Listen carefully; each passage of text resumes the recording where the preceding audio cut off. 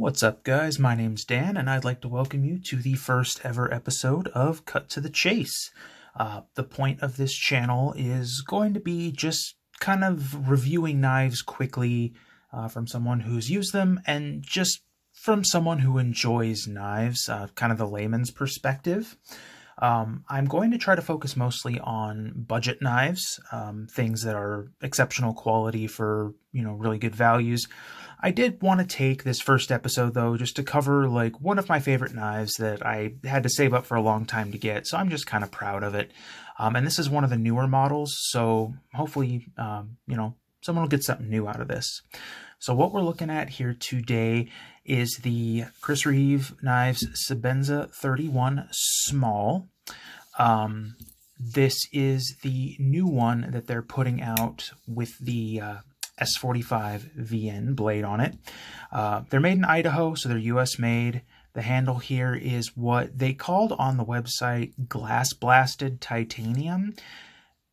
And yeah, I guess it is. It's a lot like sandblasting, but the texture is a little different. And I'll see if I can get some light on this. You know what? I've got my flashlight here. Hopefully that helps. You can kind of see like a sparkling, almost fine-grained sandpaper texture to that. And it's actually pretty cool. I wasn't expecting that when I got it. Some other stats on this, just to go through this real quick. It's a hollow ground drop point blade. Comes down super thin on the edge, and the edge was perfect from the factory. There are knives from other manufacturers, like Benchmade, who, you buy one of their knives and might not be necessarily as expensive as one of these, but for what you're paying, it should be pretty good, and the edges on those are always jacked up. I've had to reprofile pretty much every Benchmade I've had straight out of the box, but this is perfect. It's really great. I like the kind of stonewash look on the blade, although it's a fingerprint magnet, more than any other blade finish I think I've ever had. The blade on this is great for me because I have a 3-inch restriction without additional permissions through the police department. And this is a 2.99-inch blade. It's almost like they knew what they were doing when they did that. When the knife is closed, we are looking at about 3.98 inches, so just under 4 inches closed. Overall length from head to ass on here, we're looking at just under 7 inches at 6.98.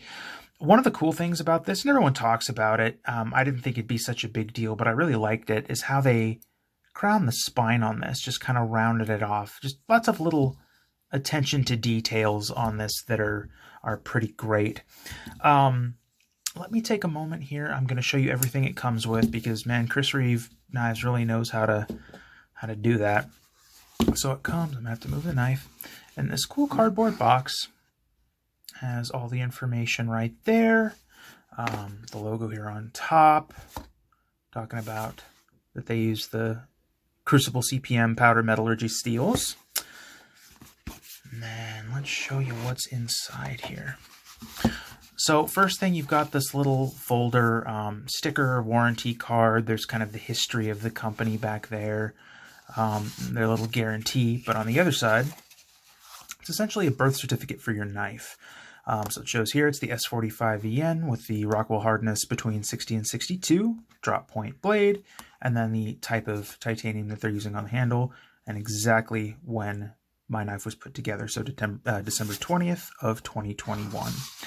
The note card gives you tips and tricks on, sharpening angle, how to clean it, things like that. On the other side, it has a full exploded view of the knife, and also what tools you need to disassemble it, which is just a, 5/64 little hex head key. And that's the cool thing is CRK actually pushes for their users to disassemble and maintain their own knives. And I was nervous to do it to this guy when I first got it. But it was the easiest knife I've ever taken apart. You also might notice here that the lanyard's gone. That was frustrating and just the wrong length, where when I would clip this to my pocket, excuse me, it would stick straight up, like 12 o'clock out of my pocket, and that was going to get snagged on something. So I just removed the lanyard. But for those of you who've never seen it, it's a little coiled black paracord thing, about that big.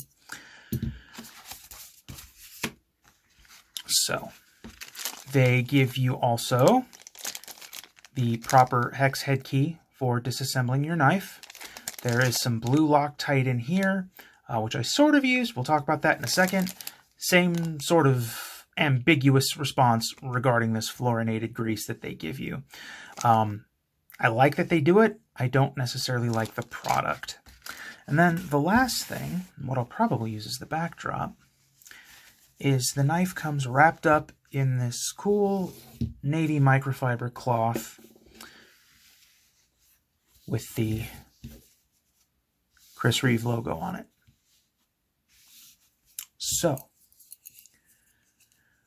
couple things about this knife. I know a lot of people, I've seen criticisms saying, the knife isn't worth the money. It's not as great as everyone says it is. And I kind of get where some of that comes from. Now, do I feel like I made a poor decision to buy this knife? Absolutely not. This is probably my favorite knife that I own. Was I anticipating some growing pains for about the first week? Not as much as happened. It is currently very easy to disengage the lock bar. While you have to close it, it's not like a drop shut action on one of these. It feels like it's on like glass bearings. Everyone uses hydraulic as like an analogy, and I don't want to just say the same thing, but it's true. Like there's mild tension, but it's super smooth all the way closed. When I got this, however, I almost literally could not open this knife. I could not the first 10 or so times open it one-handed at all. And even grabbing like this and trying to force it open, it was very stiff. I almost would say gritty. That's a little too far, but there was a weird like scraping, like hissing sound, very faint, coming from the action when you would open it. So at first I thought when I opened it that maybe I had my finger, resting against the lock bar, and that was just putting undue tension. So I would start trying to put this finger up here or back on the screw and keep my finger down here on that out of the way. And that kind of helped, but not much. So I ended up taking this thing apart.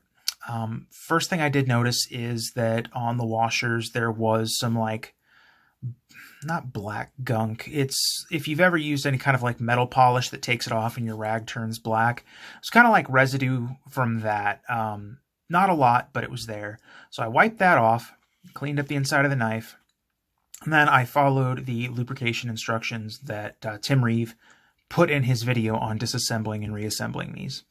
That fluorinated grease is very, very thick.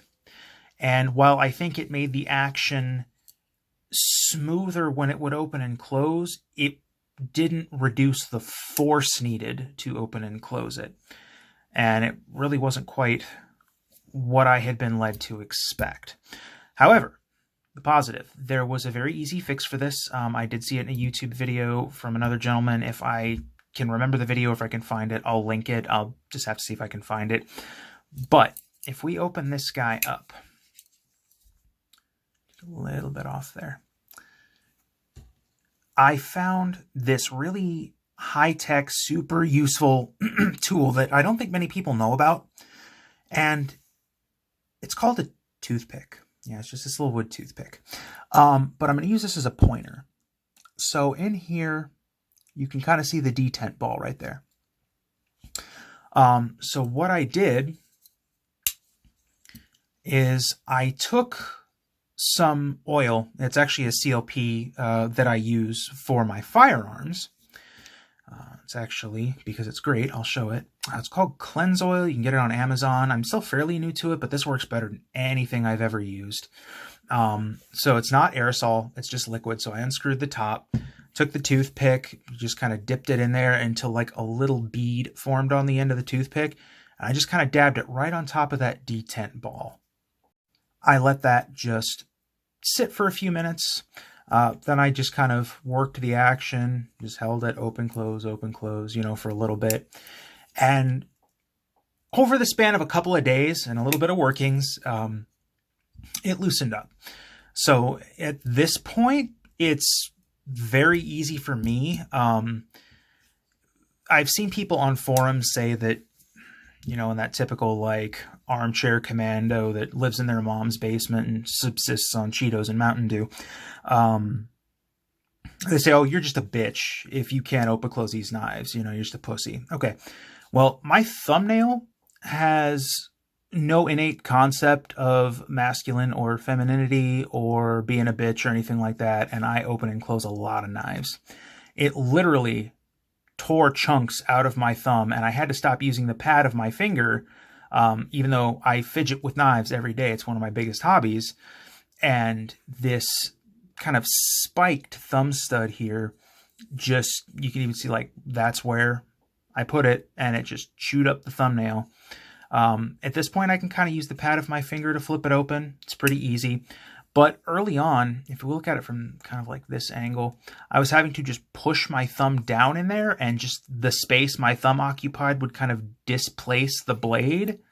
So if I tried to do it again, just kind of push down and it came loose, and then I would just pivot it open. Like I said, it's completely fine now, but it does take some work, and there is issues sometimes with